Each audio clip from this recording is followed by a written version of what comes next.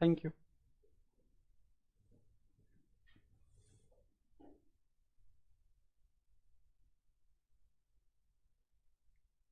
Yes, good morning everyone. Good morning. Since we are meeting for the first time, so it will be morning. ठीक है, start करें class. Okay, तो देखो last classes में क्या क्या पढ़ाया था तुमको। कंपनीज एक्ट का हिस्टोरिकल बैकग्राउंड हम लोगों ने चेक किया, ठीक है। देन कंपनीज एक्ट का स्ट्रक्चर हम लोगों ने चेक किया, कंपनी का डेफिनेशन हम लोगों ने चेक किया, देन कुछ फीचर्स हम लोगों ने डिस्कस किए, कंसेप्ट हम लोगों ने डिस्कस किया corporate veil as well as lifting of corporate veil का, ठीक है। चलिए, now moving on to the next aspect. आज की क्लास में हम लोग पढ़ने वाले हैं बेसिकली टाइप्स ऑफ कंपनीज के बारे में। क्या पढ़ने वाले हैं आज अपन? टाइप्स ऑफ कंपनीज के बारे में, ठीक है बच्चों। ओके,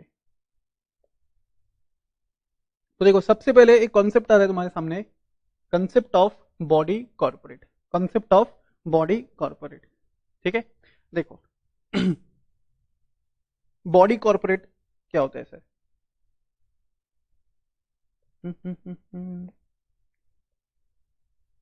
देखो इन जनरल अगर मैं बात करूं तो बॉडी कॉर्पोरेट का मतलब, बॉडी कॉर्पोरेट का मतलब एनी एसोसिएशन,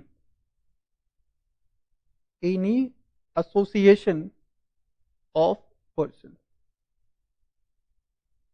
बॉडी कॉर्पोरेट का मतलब any association of person which is registered under any act, any association of person registered under any act having separate legal entity,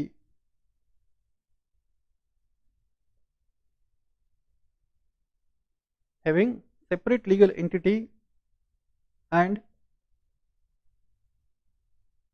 perpetual succession.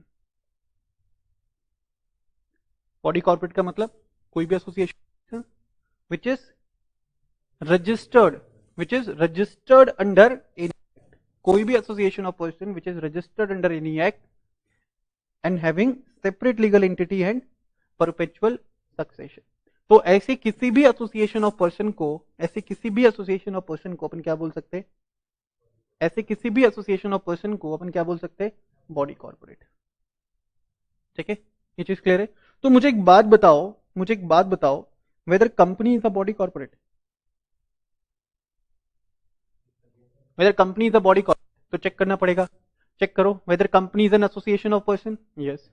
Weather company is registered, yes, company is registered under companies act 2013 and they also have separate legal and perpetual succession, ठीक है। तो कोई भी association of person अगर ये criteria को fulfil करेगा, कोई भी एसोसिएशन ऑफ पर्सन अगर ये क्राइटेरिया को फुलफिल करेगा, तो ऐसे सभी एसोसिएशन ऑफ पर्सन को अपन क्या बोल सकते हैं?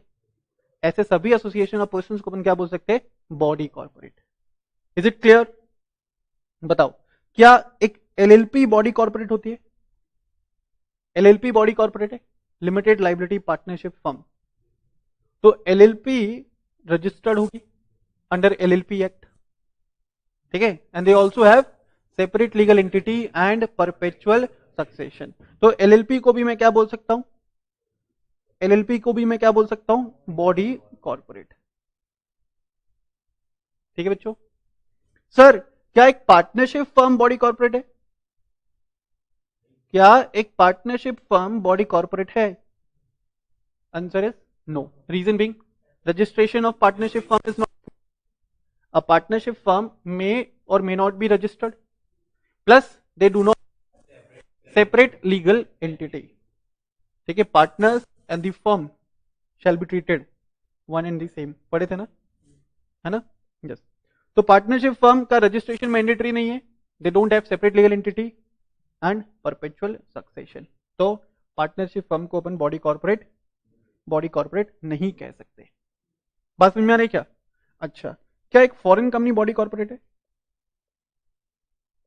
फॉरेन कंपनी कंपनी तो नहीं है, ऐसा हम लोग पढ़ के आए लास्ट क्लास में। फॉरेन कंपनी कंपनी नहीं है, as per the provisions of Companies Act. But whether a foreign company can be considered as body corporate? Whether a foreign company can be considered as body corporate? Yes, registered under Foreign Companies Act, having separate legal entity and perpetual succession. Is it clear? Then any company registered under any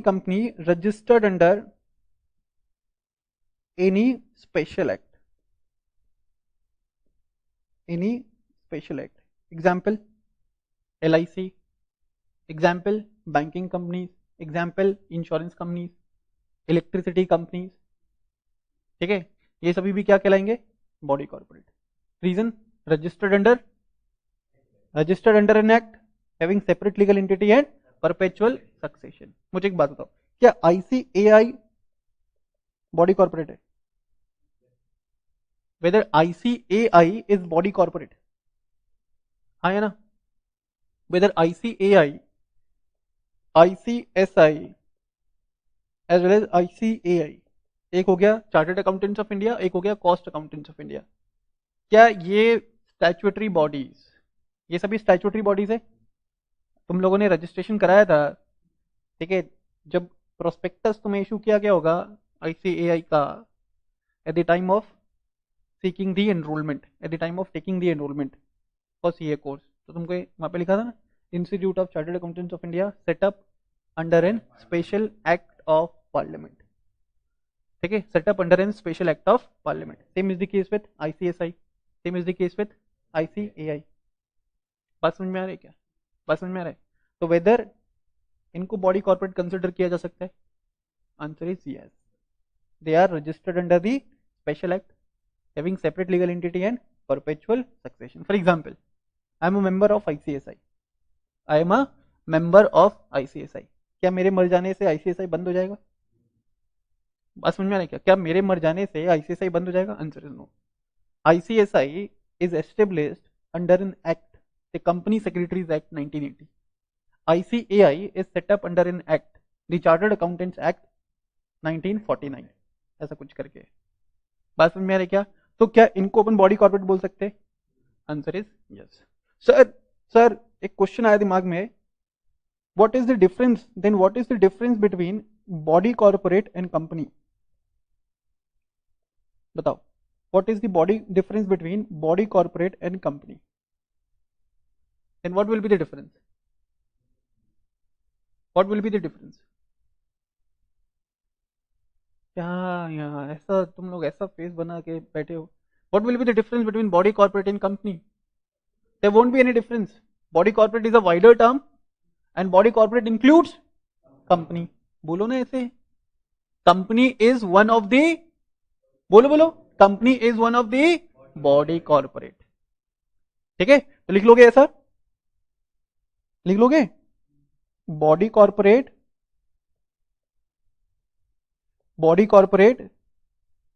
very good Priyanshi, very good, is one of the, sorry, body corporate is a wider term, body corporate is a wider term and company is one of the body corporate. Company is one of the body corporate. ठीक है, तो अपन ऐसा कुछ diagram भी बना सकते हैं भाई. ये हो गया तुम्हारा कंपनी और ये हो गया बॉडी कॉर्पोरेट. ठीक है जी बच्चों, बोलो. ठीक है, और तुम ऐसा भी लिख सकते हो, every company is a body corporate, but every body corporate need not to be a company. ये भी लिख लो फटाफट से. Every company is a body corporate, but every body corporate need not to be a company.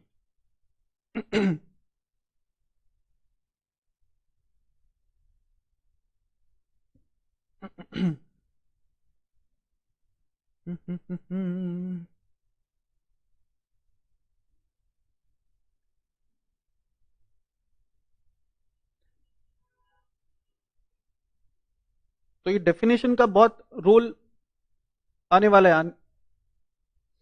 आने वाली classes में। Definition of body corporate, ठीक है, डेफिनेशन ऑफ बॉडी कॉर्पोरेट। देखो अब कंपनीज एक्ट क्या डिफाइन करे बॉडी कॉर्पोरेट को, कंपनीज एक्ट क्या डिफाइन करता है, देखो बॉडी कॉर्पोरेट और कॉर्पोरेशन इंक्लूड्स, इंक्लूसिव डेफिनेशन है, ठीक है, इंक्लूसिव डेफिनेशन है।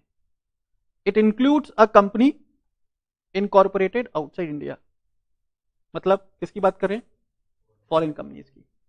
डेफिनेशन क्या बोलते हैं, body corporate includes foreign company but it does not include a cooperative society registered under any law relating to the cooperative society. तुमको एक बात बताऊं, कोऑपरेटिव सोसाइटी भी मैंडेटरली रजिस्टर्ड होता है under the cooperative societies act and they also have separate legal entity and perpetual succession.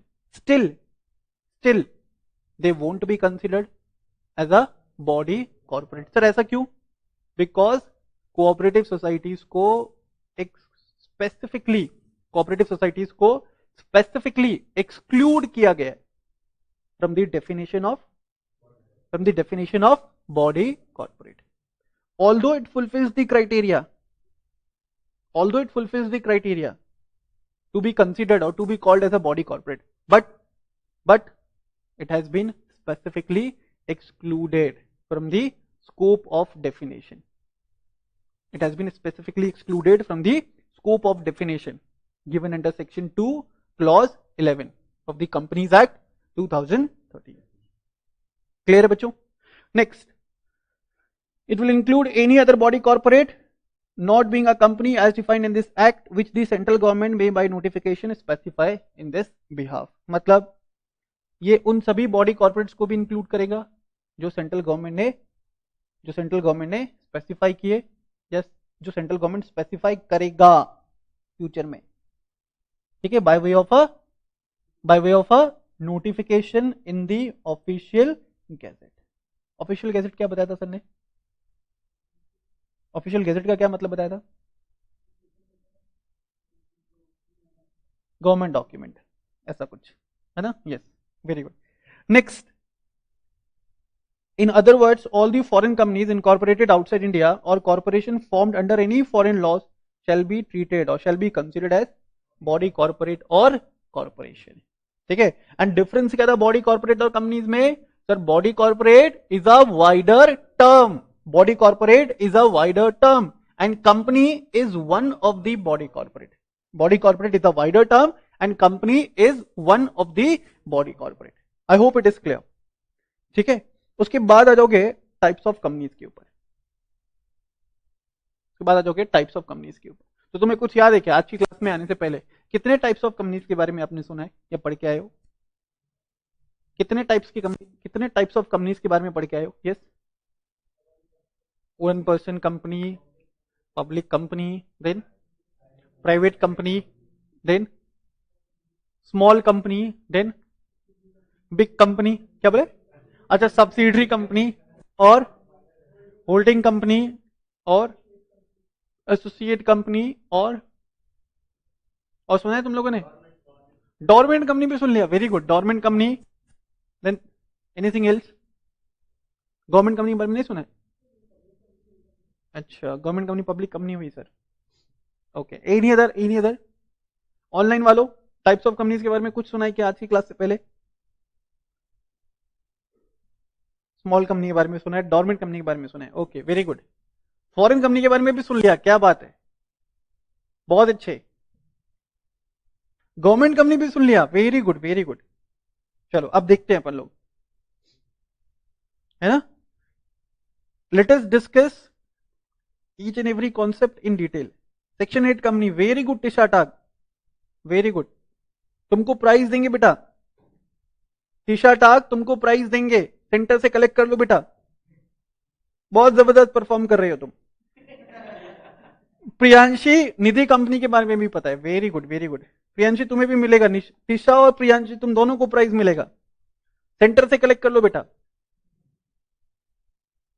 चलो अभी देखो यहां पे, many types of companies can be promoted and registered under the companies act 2013 like OPC, small company, dormant company, Section 8 company, and associate company, in addition to the private company,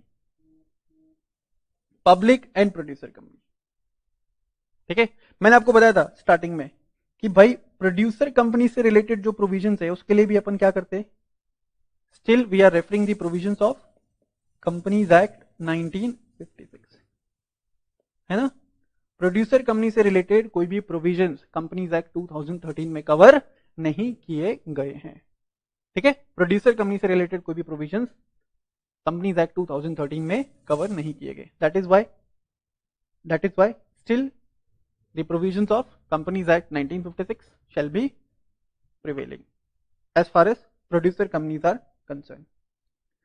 Besides the above mentioned companies, company may be non-profit companies, government companies, foreign companies, holding subsidiary, ये सुना है क्या, holding subsidiary, as well as investment companies etc. ठीक है, तो चलो एक एक डिस्कस करना स्टार्ट करते हैं. ये तुमको एक चार्ट गिवन है, एक बार बस उसको पढ़ लो, इससे क्या तुमको आइडिया लग जाएगा. बेसिकली नाम तो पता चल ही जाएगा, कॉन्सेप्ट पता चले नहीं चले, नाम तो मालूम चलने वाला है sir. On the basis of incorporation company can be classified either as chartered company, जो आज के जमाने में नहीं होती है. ठीक है, statutory companies, registered companies. On the basis of liability, unlimited liability company and limited liability company. On the basis of control, government company, holding company, subsidiary company, associate company.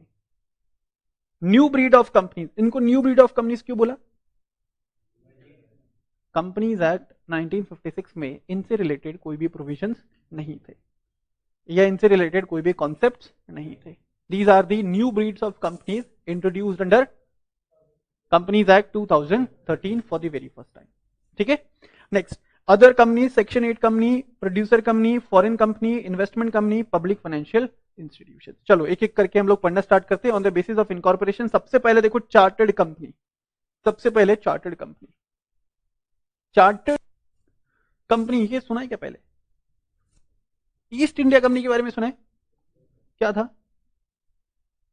क्या पता? ब्रिटिशर्स उसको, हाँ अच्छा, ब्रिटिशर्स की company थी, colonial period times cube. क्या भारी word use किया तुम.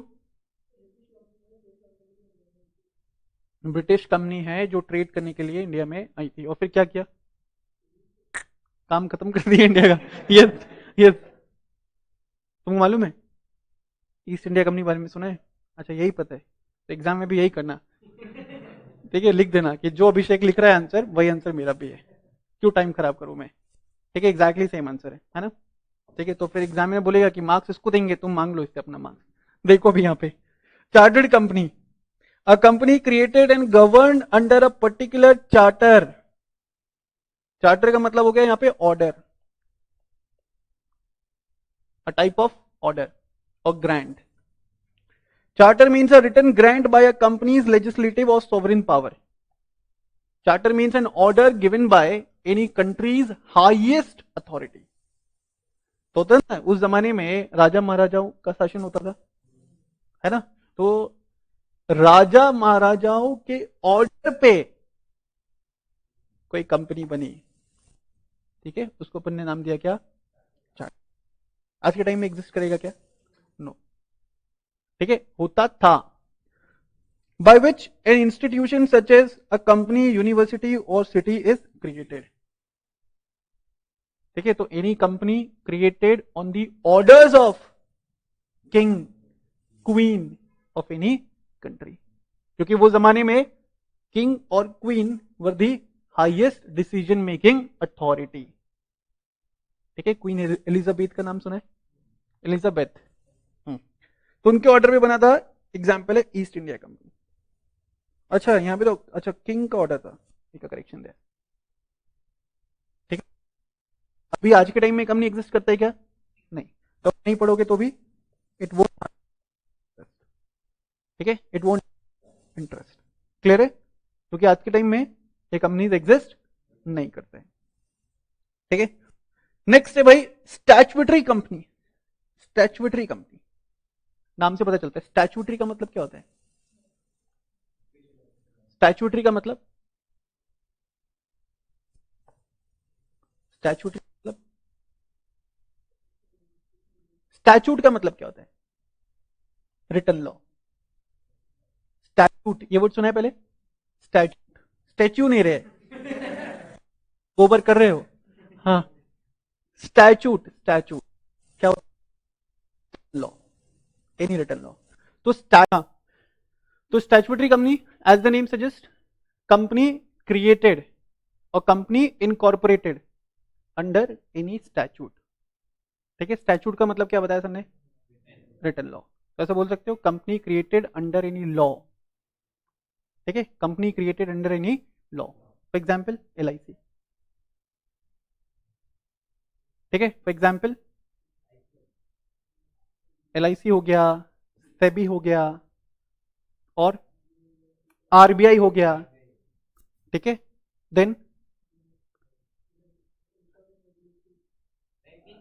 Banking companies, insurance companies which. ठीक है, ओके। देखो, statutory company, a company constituted by special act of parliament or state legislature. ठीक है, these types of companies are governed by the special act of the parliament. These types of companies are governed by the special acts of the parliament. तो in general companies act इनके ऊपर applicable होगा क्या? क्या statutory companies के ऊपर companies act applicable होगा? Yes और नो? Yes sir. लेकिन अगर कोई कॉन्ट्राडिक्शन हुआ तो between the provisions of these acts and companies act, तो फिर what will prevail? And in such cases what will prevail? Provisions of these special acts will prevail. पढ़े थे ना लास्ट क्लास में? Okay. In other words, a company formed under an act of parliament or state legislature is called a statutory company or corporation. The major objective for incorporating statutory corporation is to serve the public interest.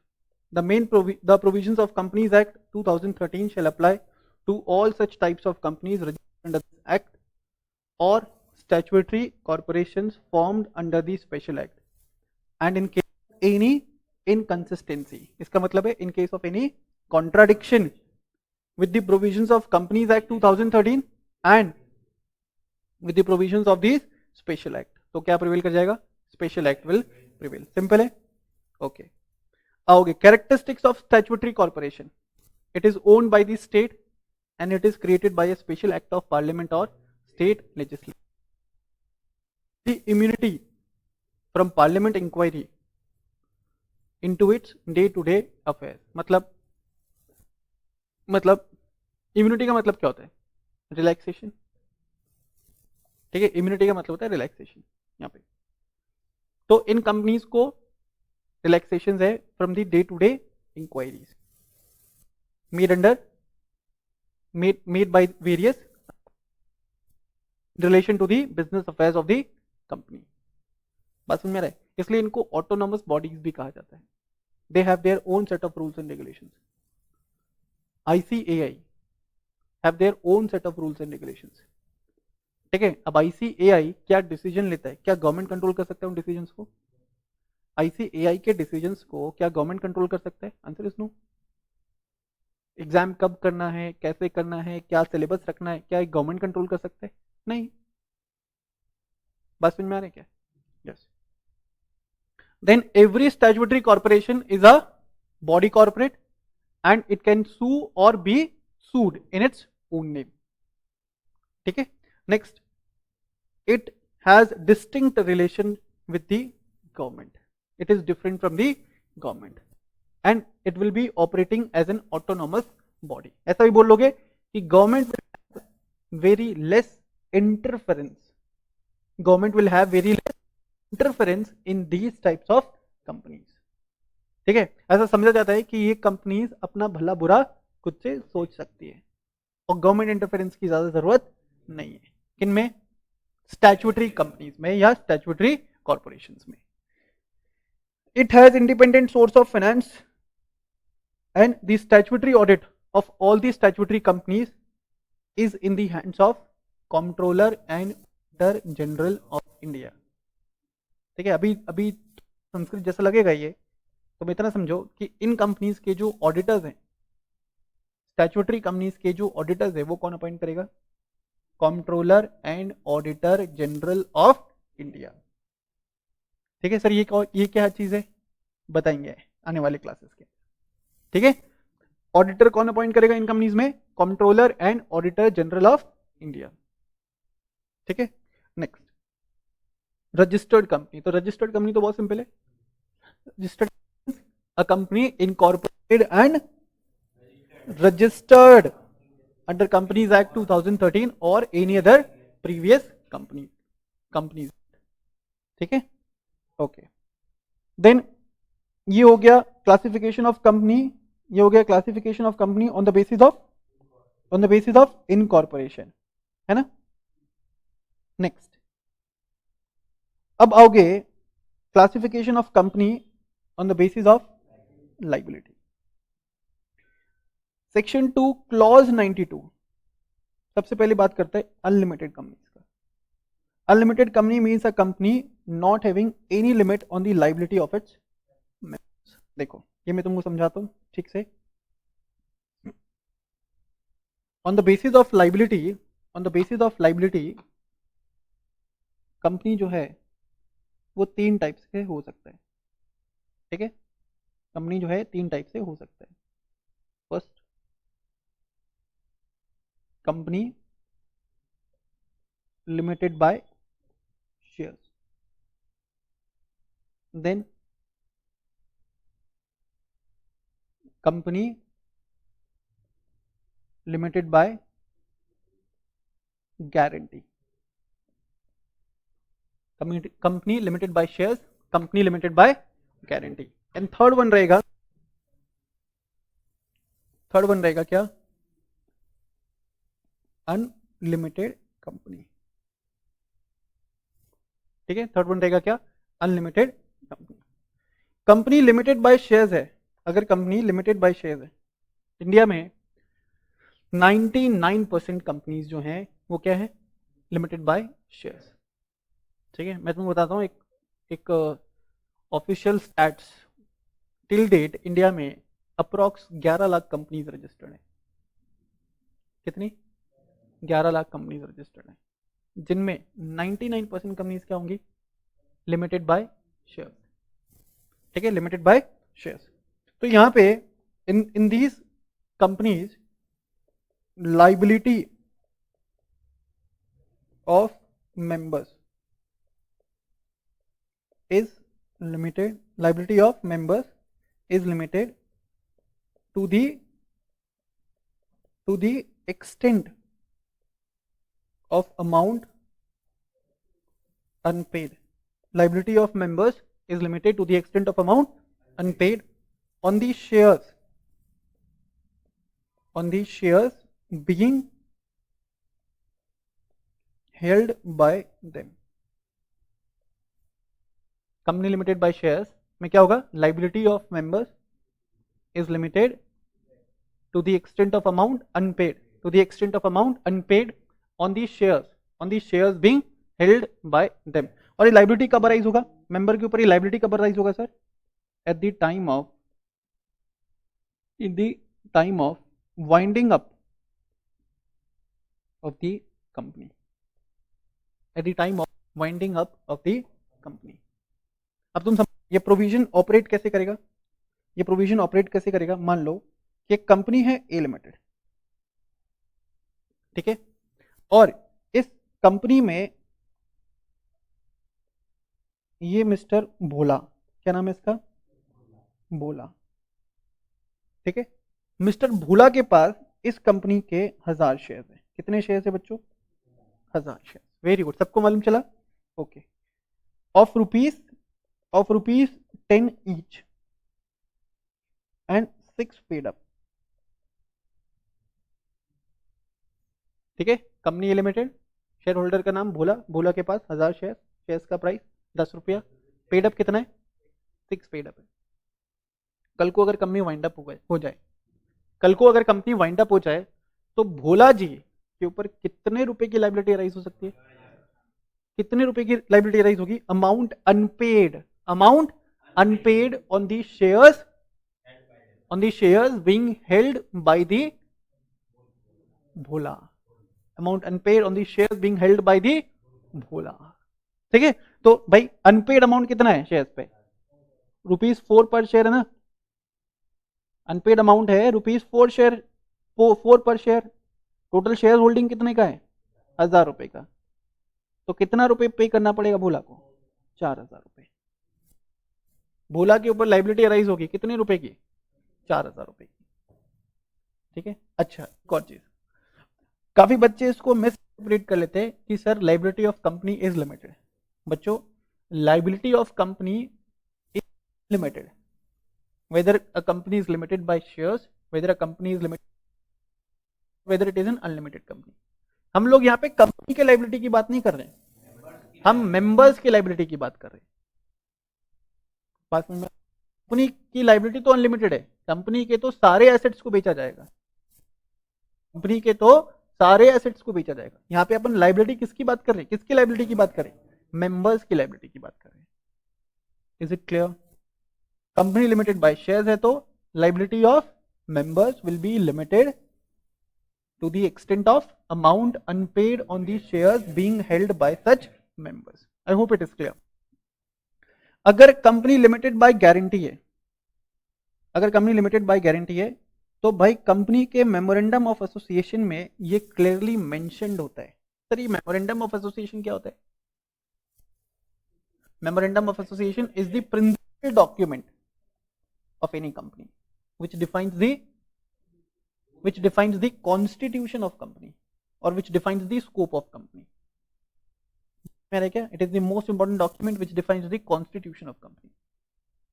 है कि company काम कर सकती है, क्या काम नहीं कर सकती है, कंपनी का स्कोप डिफाइन करता है कंपनी का मेमोरेंडम, कंपनी का स्कोप डिफाइन करता है कि कंपनी काम कर सकती है और क्या काम नहीं कर सकती। Is it clear? ओके, तो कंपनी लिमिटेड बाय गारंटी है ना, तो मेमोरेंडम में स्पेसिफाइड होता है कि अगर कोई भी मेंबर, कोई भी पर्सन कंपनी का मेंबर बने तो कितने अमाउंट तक वो लाइबल होगा eight the time of winding up of the company. मान लो कि यार एक कंपनी है ए लिमिटेड और लिखा हुआ है कंपनी के मेमोरेंडम में, at the time of winding up every member of company will be held liable to pay 40,000 to pay 40,000। अब अगर तुम इस कंपनी के शेयर्स ले रहे हो, तुम इस कंपनी के मेंबर बन रहे हो, ठीक है, तुम अगर इस कंपनी के मेंबर बन रहे हो तो you are liable to pay ₹40,000। पर कब लाइबिलिटी अराइज कब होगा? Only eight the time of winding up of the company, only eight the time of winding up of the company. Is it clear? क्या कह रहे? हाँ, मेंबर जब बनने जा रही है ना कंपनी के, हाँ, तो ऐसे आंख बंद करके मेंबर बन जाओगे क्या?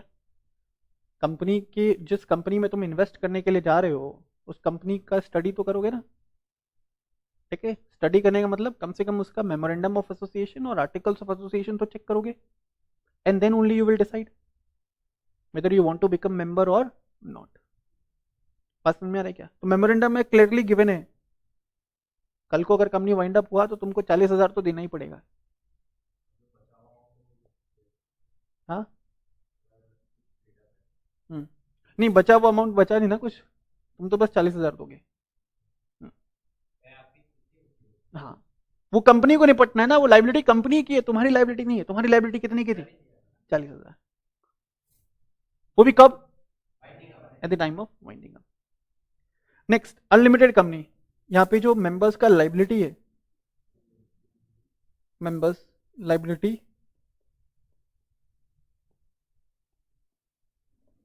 इज अनलिमिटेड, तो उसको अपने घर का चम्मच तक बेचना पड़ सकता है। ठीक है, अपने घर का चम्मच तक बेचना पड़ सकता है। किसको? मेंबर को। ठीक है, इन ऑर्डर टू पे the debts of the company, in order to pay the debts of the company. Is it clear? So on the basis of liability, company can be categorized either as company limited by shares, company limited by guarantee and unlimited company. बहुत कम companies है यार, बहुत कम companies है। सब होता है ना, सब है। हाँ, अनलिमिटेड लाइबिलिटी है। मैं तुमको बताता हूँ, पूरे सीए करिकुलम में, इवन सीए बनने के बाद शायद ही सुनो किसी अनलिमिटेड कंपनीज के बारे में।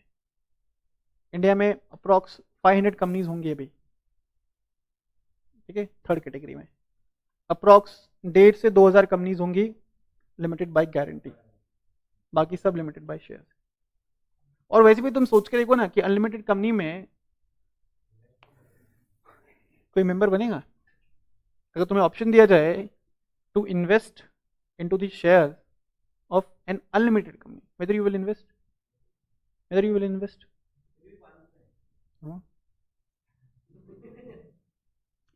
Is it clear?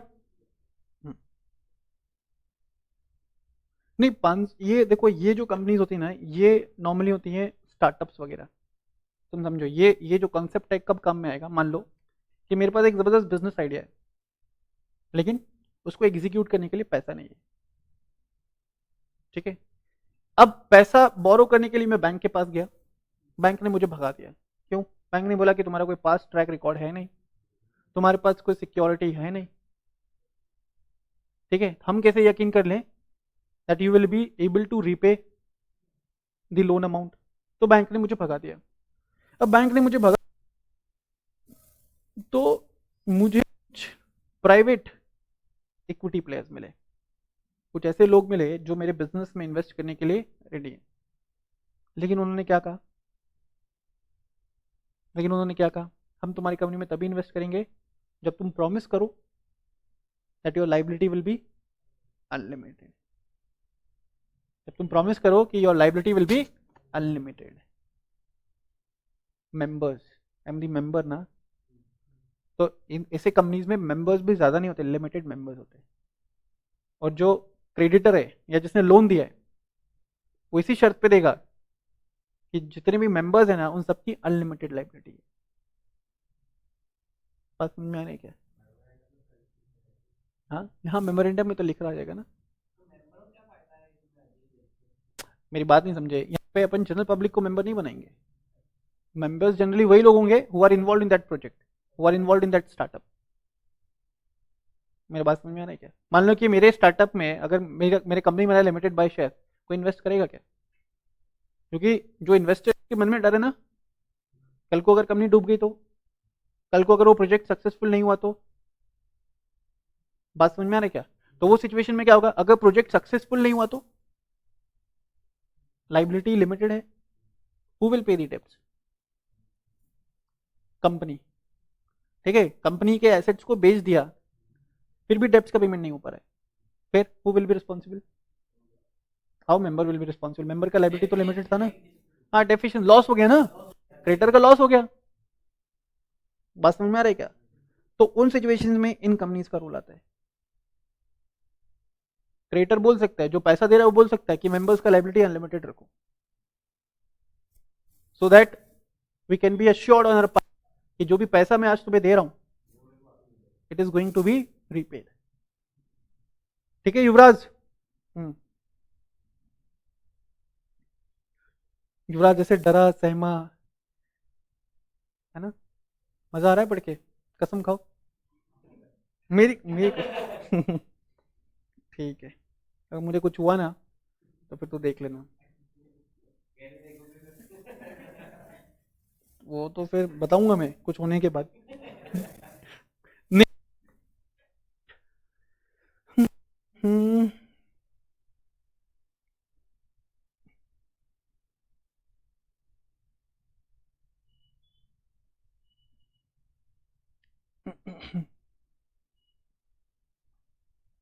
देखिए, unlimited company means a company not having any limit on the liability of its members. एक चीज ध्यान रखना है, ये बहुत इंपॉर्टेंट नोट है, लिख लेना कि यहाँ पे जो लाइबिलिटी है वो किसकी लाइबिलिटी की बात कर रहे हैं? अपन मेंबर्स की लाइबिलिटी की बात कर रहे हैं। तीनों केसेस में जो कंपनी का लाइबिलिटी है that will be unlimited. Company का लाइबिलिटी विल बी अनलिमिटेड, ठीक है। देखो, in other words, it is a company which is registered with unlimited, may or may not have share capital. The maximum liability of member of an unlimited company in the event of its wound up might stretch to the full extent of their assets. मतलब members के सभी personal assets, मैंने बोला था ना चम्मच तक बिक सकता है, ठीक है, चम्मच तक बिक सकता है, to the full extent of their assets to meet the obligation of company, to meet the obligation by contributing to its asset। ठीक है बच्चों। Next feature, these companies must have their own articles of association and the articles must state that the number of members companies to be registered। मैंने बोला ना members क्या होंगे, limited होंगे ना पे, अनलिमिटेड कंपनी में जो मेंबर्स होंगे होंगे, तब तो उन सबके ऊपर अनलिमिटेड लाइबिलिटी फिक्स किया जा सकता है। अभी तो बोला if the company has share capital है, आर्टिकल बताएंगे।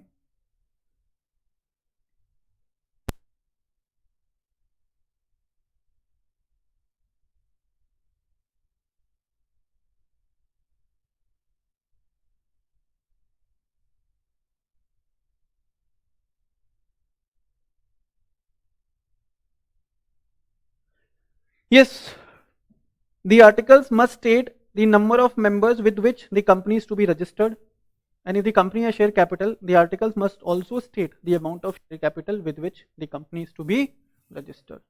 ठीक है, बात कर रहे हैं यहाँ पे ऑथोराइज शेयर कैपिटल की। कोई दिक्कत यहाँ पे, कोई दिक्कत? कॉन्सेप्ट क्लियर है अनलिमिटेड कंपनी का सबको, तुमको भी? Very good. Note, a company registered as an unlimited company may subsequently re-register itself as a limited company by altering its MOA और AOA। सर एक कंपनी रजिस्टर्ड हुई थी एज एन अनलिमिटेड कंपनी, क्या वो खुद को कन्वर्ट कर सकती है into a limited company? Answer is yes. कैसे कर पाएगी? कैसे कर पाएगी? By altering their memorandum of association and articles of association. Simple है। Kept liabilities, obligation or contract incurred or entered into by behalf of the unlimited company before such conversion shall not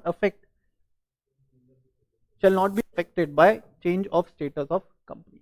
बोला conversion से पहले, सुनना, पहले तो बोला कि जो कंपनी है with unlimited liability that can be converted into company with limited liability, but it will not affect the status of creditors of such company till the date of conversion of such company from unlimited to limited। मान लो कि ये company है a limited, it has been incorporated as an unlimited company, ठीक है, incorporate हुई 4 जनवरी 2020 को, but subsequently 18 अगस्त 2020 को वो कंपनी कन्वर्ट हो रही है इनटू अ लिमिटेड कंपनी। तो भाई 17 अगस्त 2020 तक, 4 जनवरी से 17 अगस्त 2020 तक कंपनी ने जो भी लाइबिलिटीज इनकर की है, उन सभी लाइबिलिटीज के लिए members will be held liable in an unlimited manner. बात समझ में आ रहा है क्या? तो ये सिचुएशन में अपन क्या करेंगे, कंपनी के लाइबिलिटीज को 2 पार्ट्स में बाइफरकेट कर सकते हैं, 2 पार्ट में बाइफरकेट कर सकते ना। ऐसी क्यों शक्ल बना रहे हो यार? देखो, मान लो कि कंपनी ए लिमिटेड, क्या बोला सबने, इनकॉर्पोरेट कब हुई बताओ? ओ वेरी गुड, 4 जनवरी 2020 को, ठीक है, अनलिमिटेड कंपनी है। बोलो अनलिमिटेड कंपनी का मतलब? ओके, मेंबर्स की जो लाइबिलिटी वो अनलिमिटेड, घर के चम्मच भी बेचे जा सकते हैं। Very good. अब मान लो कि 18 अगस्त 2020 कोई कंपनी कन्वर्ट हो रही है, किसमें? कंपनी मान लो लिमिटेड बाय शेयर्स में कन्वर्ट हो रही है, ठीक है। पहली बात, क्या कंपनी ऐसा कर सकती है? आंसर है yes, by altering its MOA and AOA। कंपनी ऐसा कर सकती है by way of altering its memorandum and articles. Simple है। बोला जो भी डेप्ट कंपनी ने इनकर किया ड्यूरिंग दिस पीरियड कंपनी ने जो भी डेप्ट इनकर किया, इन सभी डेप्ट के लिए जो एग्जिस्टिंग मेंबर्स हैं कंपनी के, they will be held liable in an unlimited manner. क्या कह रहे बच्चे? नए मेंबर्स जो एंटर हुए 18 अगस्त के बाद, उनकी लाइबिलिटी तो लिमिटेड ही होगी, और जो एग्जिस्टिंग मेंबर्स हैं 18 अगस्त के बाद, उनकी लाइबिलिटी भी लिमिटेड हो जाएगी। As simple as that.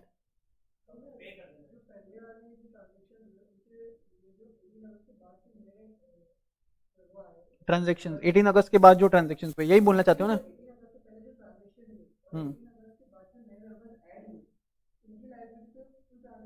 नहीं रहेगी। जो नए मेंबर्स ऐड हुए 18 अगस्त के बाद, उनका लाइबिलिटी तो लिमिटेड है।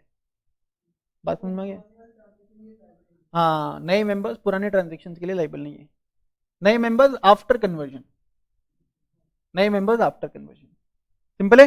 तो 4 अगस्त से 18 अगस्त तक, सॉरी 4 जनवरी से 18 अगस्त तक जो भी ट्रांजेक्शन्स किए, उसके लिए existing members will be held liable in an unlimited manner. Simple है। Okay. Next, limited company, section 2 clause 21। एक चीज ध्यान रखना, तुम ऐसे याद रख सकते हो, सेक्शन 2 क्लॉज 20 में कंपनी का डेफिनेशन दे रखा है। सेक्शन 2 क्लॉज 20 में कंपनी का डेफिनेशन, सेक्शन 2 क्लॉज 21 में कंपनी लिमिटेड बाय गारंटी है, एंड सेक्शन 2 क्लॉज 22 में कंपनी लिमिटेड बाय शेयर है। ठीक है? 21, 20, 21, 22, 20 गलत हो जाएगा। ठीक है? सेक्शन 2 और तुम ब्रैकेट नहीं लगाते तो गलत हो जाएगा बेटा। ठीक है?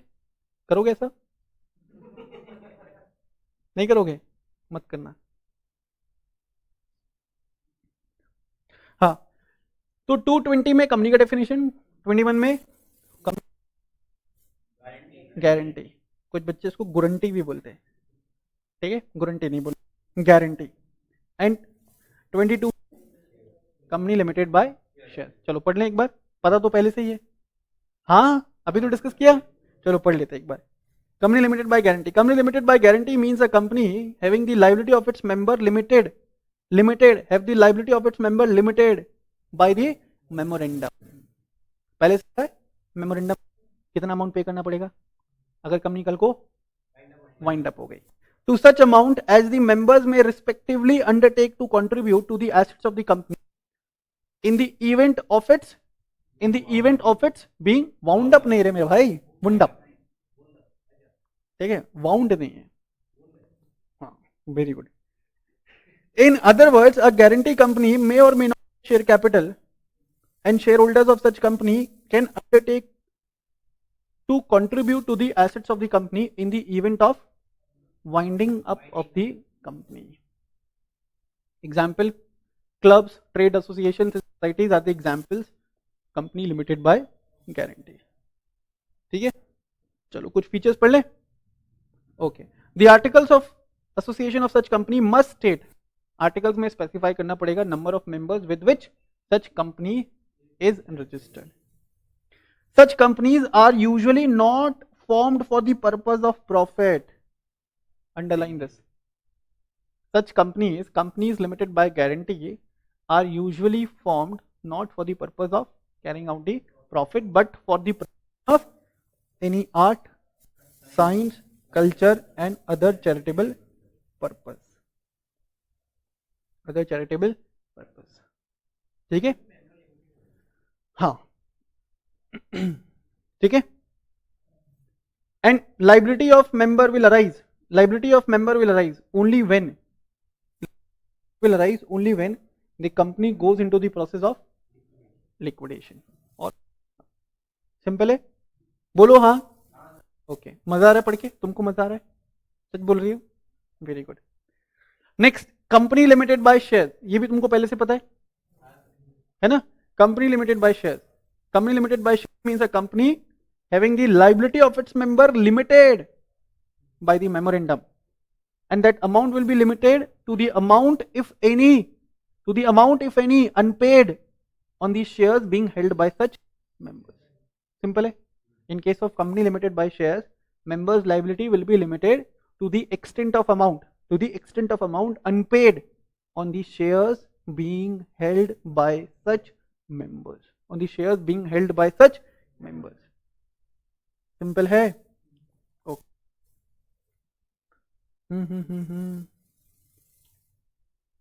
चलो, तो ये हो गया types of companies on the basis of, यहाँ पे basis of classification. Company can be bifurcated either as company limited by shares, company limited by guarantee and unlimited company. ठीक है, आई होप ये सबको क्लियर है. अब आगे आ जाते हैं. प्राइवेट कंपनी, नाम तो सुना ही होगा, है ना? क्या जानते हो प्राइवेट कंपनी के बारे में? हाँ बोलो, क्या क्या जानते हो प्राइवेट कंपनीज के बारे में? कुछ जानते हो? बोल. ये रटा रटाया line. Minimum number of members 2, maximum number of members 200. Director भी पता है तुमको कितना कितना है? 2 एंड मैक्सिमम कुछ भी बोल दे तू. मैक्सिमम लिखा हुआ नहीं सर? Very good. तो मतलब कितने भी हो सकते हैं डायरेक्टर्स तुम्हारे हिसाब से? तुमको पता है कुछ बेटा? हाँ, वेरी गुड. प्रॉफिट मोटिव के लिए काम करती है. और कुछ? हाँ, ट्रांसफरेबिलिटी ऑफ शेयर्स रिस्ट्रिक्ट होती है. ओके, को पढ़ते. पब्लिक को शेयर इशू नहीं कर सकती. क्या बात बोली तुमने. देखो next, section 2 clause 68 of the companies act 2013. क्या बोला? प्राइवेट कंपनी मींस ऐसा कोई company having a minimum paid up share capital. A private company means any company having a minimum paid up share capital as may be prescribed, and such company which by its article क्या करती है? Restrict करती है transfer of share. ठीक है, यहाँ पे जो रिस्ट्रिक्शन है ना वो रीजनेबल रिस्ट्रिक्शन है. कुछ हद तक रिस्ट्रिक्शन लगा सकती है on the transfer of share. Absolute restrictions लगा सकती है क्या? Answer is no. क्या बिल्कुल मना कर सकती है कोई प्राइवेट कंपनी कि किसी भी मेंबर को, किसी भी दूसरे मेंबर को शेयर ट्रांसफर नहीं करोगे? कैसा कर सकते हैं? Answer is no. Is it clear sir?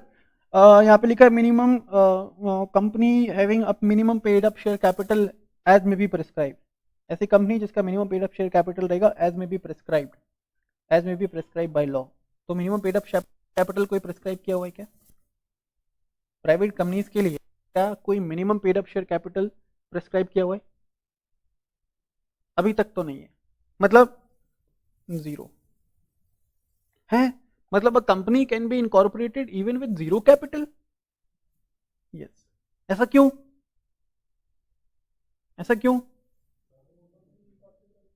A company can be incorporated even with zero capital. पहले रिक्वायरमेंट हुआ करता था 1 लाख का प्राइवेट कंपनीज के लिए. 1 लाख से उसको जीरो कर दिया so as to promote the entrepreneurship. बस में मेरे क्या? so as to promote the entrepreneurship. क्या कह रहे? हाँ, खोलेगा नहीं, वो प्रैक्टिकली मुश्किल है, लेकिन जो लॉ का रिक्वायरमेंट है मैं आपको वो तो पढ़ाऊंगा ना. ठीक है, वो नहीं पढ़ाऊं? लॉ में देखो मेरा काम क्या है, जो लॉ में बोला वो पढ़ाना है. ठीक है, जो मैसेज प्रोविजंस दे रहा है ना वो तुमको इंटरप्रेट करके बताना है. अब क्या हो सकता है क्या नहीं हो सकता है उसके लिए तो फिर अभी क्लास में सारी चीजें थोड़ी ना होती है. ठीक है. Next, which restrict the transfer right to transfer the share. Reasonable restrictions लिख लेना. Except in case of OPC limits the number of its member to 200.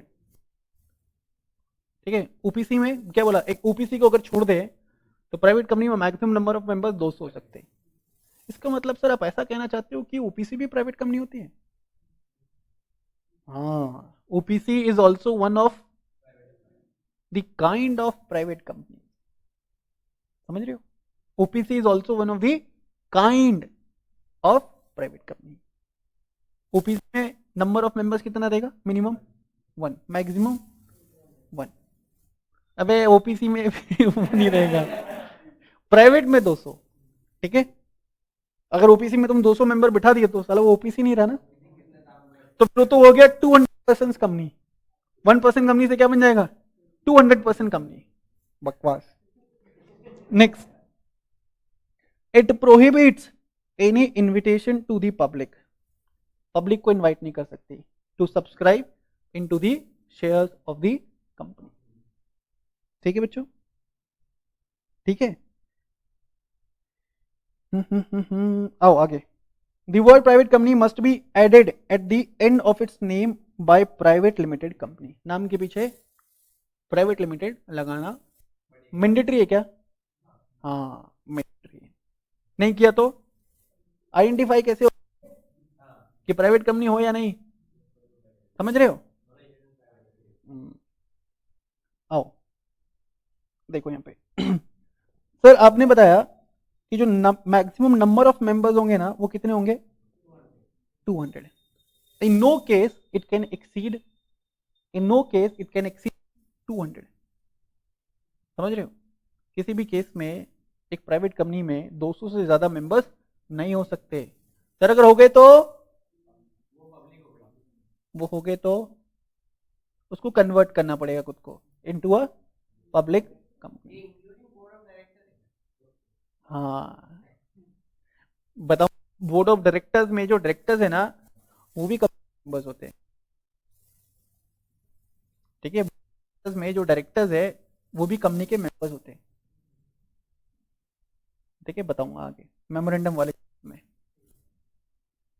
फिर देखो क्या लिखा है, जो 200 काउंट कर रहे हो ना, 200 काउंट करते समय अगर किसी का जॉइंट होल्डिंग है, जॉइंट होल्डिंग का मतलब यार 3 लोगों ने मिलकर के एक शेयर परचेज किया, 3 लोगों ने मिलकर के एक शेयर परचेज किया, तो क्या इनको 3 काउंट करें अपन? क्या इनको 3 काउंट करें? क्या जस्टिफिएबल होगा वो? नहीं होगा ना, नहीं होगा ना, तो उसको क्या काउंट करेंगे? एक। सर 300 लोग मिलकर के एक शेयर खरीद सकते हैं क्या? खरीद सकते हैं, ऐसा कोई रिस्ट्रिक्शन कंपनी लॉ में नहीं है, लेकिन कंपनी को पता है कि हमारा देश विभिन्न विभिन्न प्रकार के लोग कर सकते हैं ऐसा, तो कंपनी नॉर्मली रिस्ट्रिक्शन लगा के रखती है up to 4 members, up to 4 person subscribing a single share. Company law में ऐसा रिस्ट्रिक्शन नहीं है, कंपनी रिस्ट्रिक्शन लगाती है इन देयर मेमोरेंडम। हो सकता है ऐसा, कंपनी की परेशानी बढ़ जाएगी ना बेटा, कंपनी की परेशानी बढ़ जाएगी ना। तुम मान लो कि तुम्हारी शादी हो रही है, ठीक है? तुम किसको इनवाइट किया, क्या नाम है, अंश को इनवाइट किया। अंश जो है अपनी फैमिली को लाया, चाचा ताऊ की फैमिली को लाया, बुआ जी की फैमिली को लाया, ठीक है? फिर सिस्टर के ससुराल वाले फैमिली को भी लेकर के आ गया, लेकर के आ गया। लिफाफे में दिया,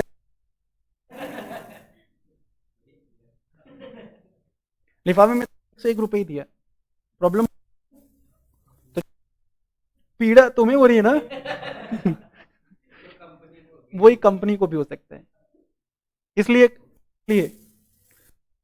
पंच को काट दोगे ना तो लिख दोगे कार्ड में valid for up to 2 members only, तो अंश समझ जाएगा कि साला 2 लोगों को ही बुलाया।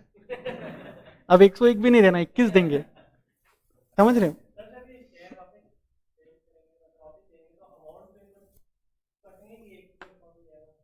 क्या? हम्म,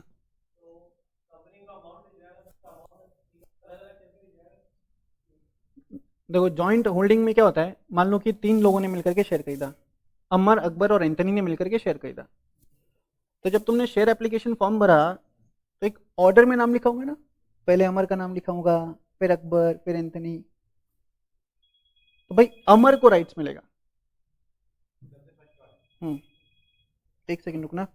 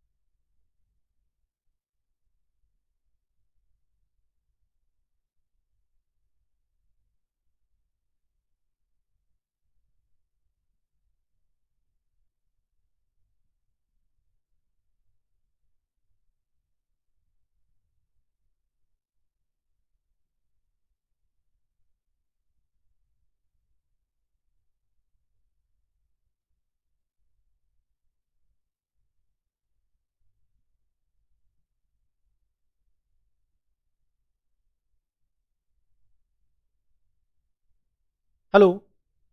हाँ, तो मैं बोल रहा था जॉइंट शेयर होल्डिंग के केस में क्या होगा, 3 लोगों ने मिलकर खरीदा, अमर, अकबर, एंथनी। तो भाई एक सीक्वेंस में नाम लिखा होगा ना, अमर का नाम पहले लिखा तो नोटिस अमर को जाएगा मीटिंग का, डिविडेंड पहले अमर को दिया जाएगा, वोटिंग राइट्स अमर एक्सरसाइज कर पाएगा। इससे इससे अगर अकबर और एंथनी नाराज हो गए तो नहीं नहीं, डिविडेंड का जो पैसा है ना, ऑल्दो अमर को दिया लेकिन वो तीनों में डिस्ट्रीब्यूट होगा। हाँ वही करेंगे, कंपनी नहीं करेगा। और तुमको सच बताऊं तो कंपनी ऐसे लोगों को शेयर अलॉट भी नहीं करेगा। ठीक है, कंपनी ऐसे लोग ऐसा नाटक पालते नहीं, प्रोविजन है वाली बात है ना, कस्मे वादे प्यार वफा सब बातें हैं, बातों का क्या। तो ये सब कॉन्सेप्ट्स है, कॉन्सेप्ट्स का क्या, ठीक है, प्रैक्टिकली इंप्लीमेंट नहीं होता है। तो भाई जॉइंट शेयर होल्डर्स को हम एक ही काउंट करेंगे while calculating 200 members, while calculating 200 members, simple है। Next, shares held by past and present employees shall not be counted। है नहीं समझ में आ रहा सर, एक बार पढ़ लो, मैं बताता हूँ। The past and present employee who hold shares in a private company shall not be included in the number of members। क्या मतलब है इसका, देखो, वेरी गुड, वेरी गुड, एक दिन तुम बहुत महान आदमी बनोगे। देखो, एक कंपनी है ए लिमिटेड, ए लिमिटेड कहां से आ गई यार, ए प्राइवेट लिमिटेड, ठीक है। अब इस कंपनी के 165 मेंबर्स हैं, ठीक है, जो एम्प्लॉय वगैरह नहीं है, 165 मेंबर्स हैं, एंड 26 मेंबर्स ऐसे हैं जो कंपनी के पास्ट एम्प्लॉय थे। सर एम्प्लॉय भी मेंबर हो सकता है क्या, हो सकता है ना यार, कंपनी का शेयर खरीद लिया तो employee can also become the member. बात समझ में आ रहा है क्या, ये क्यों परेशान हो रहा है, कहाँ गया, अच्छा यही बोल रहे क्या, हाँ, पास्ट एम्प्लॉय है,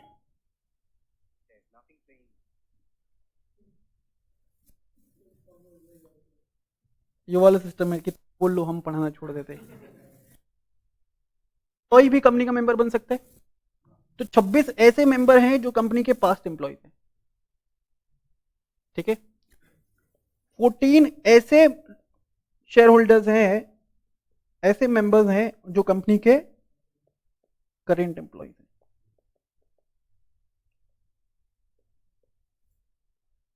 बस में नहीं क्या, तो जब तुम 200 काउंट करोगे ना, सिर्फ इनको काउंट करोगे नहीं करोगे, और इनको भी काउंट नहीं करोगे। बस में नहीं क्या, any employee who was is also a member of company shall not be counted for the purpose of calculating 200। Provision है बेटा, चेंज कर दूं मैं, चेंज कर दूं, पास में मैंने क्या, any employee who is or was also a member of company shall not be counted for the purpose of calculating 200, shall not be counted, ठीक है भाई। नेक्स्ट,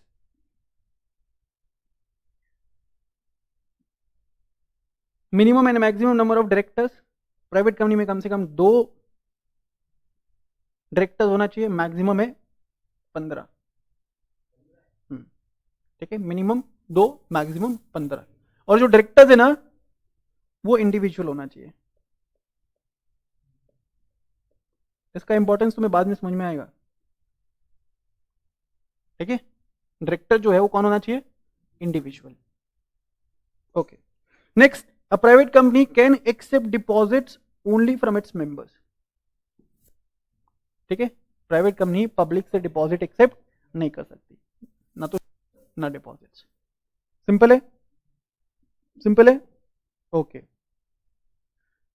अब पीएम 8 को कर लोगे private, a private company to issue securities by way of private placement or right issue for raising the share capital for the business। Company कभी भी public issue लेकर के नहीं आ सकती। तो अगर शेयर्स इशू करना हो तो they will issue the shares, ठीक है, on private placement basis, on private placement basis to its members. Is it clear? Is it clear? Okay.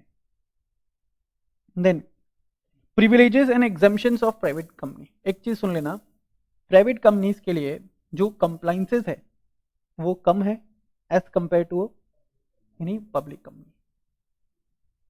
बात समझ में आ रहा है क्या? Okay. The privileges and exemptions enjoyed by a private company or its advantage over a public company are as follow. They need not to prepare a report on the annual general meeting. कुछ कुछ चीजें आपको भी समझ में आएंगी, कुछ कुछ चीजें ऊपर से निकल जाएंगी। क्यों? बिकॉज ये सारे जो रिलेटेड कॉन्सेप्ट है ना अभी आपने पढ़े नहीं है, अभी अपन इनिशियल लेवल पे कंपनी लॉ पढ़ रहे हैं। तो को एनुअल रिपोर्ट क्या होता है ये सब अभी तुमको मालूम नहीं चलने वाला है, सिर्फ पढ़ के रखो। जैसे जैसे ये चीजें आपको आने वाले चैप्टर्स में आते जाएगा you will come to know, ठीक है। Private company need not to prepare report on annual general meeting. They need not to prepare a statement indicating the manner in which the formal evaluation has been made by the board of its own performance and that of its committees and individual directors. Private company need to have minimum 2 directors, जबकि public companies में कितना होता है वो? Minimum number of directors in public company will be 3, ठीक है। Maximum दोनों में 15। ओपीसी में minimum number of directors 1, maximum 15। Sir 15 से बढ़ाना हो तो बढ़ा सकते हैं। हाँ वही तो बात है ना, वही बात है, ठीक है। गलत प्रोविजन है, ठीक है, लेकिन हमने तो नहीं बनाया, हम क्या करेंगे? हाँ इंटरप्रिटेशन का काम है अपना। Next, retirement of directors bye rotation shall not apply every year. ये सब चीजें तुमको संस्कृत जैसा लगेगा बट स्टिल एक बार रीड कर लो। Total managerial remuneration payable by a private company to its director including MD, WTD and its manager in any financial year can exceed 11% of net profit. Normally किसी भी कंपनी में managerial remuneration 11% से ज्यादा exceed नहीं कर सकता, लेकिन private company में ऐसा हो सकता है, ठीक है। Next, no person other than member can obtain copies of P&L of the private company. Then managing director can be appointed for a period of more than 5 years at a time. Normally managing director tenure रहता है ना, other than private companies में वो 5 साल के लिए रहता है, लेकिन अगर प्राइवेट कंपनी है तो they can even be appointed for a term of more than 5 years, ठीक है। Then ये भी तुमको समझ में नहीं आएगा। A private company can appoint more than 1 director through a single resolution. क्यों समझ में नहीं आएगा सर? ये चीजें क्यों समझ में नहीं आ रही है? बिकॉज इनसे रिलेटेड कॉन्सेप्ट्स आपको पढ़ना अभी बाकी है। कुछ कॉन्सेप्ट्स आप इंटर में पढ़ लोगे, कुछ कॉन्सेप्ट पढ़ने के लिए आपको फाइनल में आना पड़ेगा। तो ये जो सिर्फ ये जो है ना अभी के इनिशियली जितनी भी क्लासेस हैं 3 to 4 क्लासेस जो हैं टाइप्स ऑफ कंपनीज तक, ये सिर्फ इन्फॉर्मेटरी क्लासेस है, ठीक है। These classes will form the base for your CA inter syllabus. बात समझ में आ रही है क्या? ऑल्दो ये सभी चीजें आपको अभी सिलेबस में कवर्ड नहीं है, इंटर के सिलेबस में ये सभी चीजें कवर्ड नहीं है, ठीक है। तो इसको भी इग्नोर कर सकते हो, section 180 as it is not in our syllabus. आ जाओगे।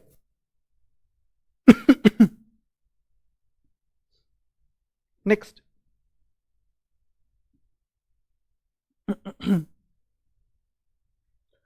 पब्लिक कंपनी से अपन पढ़ेंगे बेटा नेक्स्ट क्लास में, will do it in the next class, ठीक है।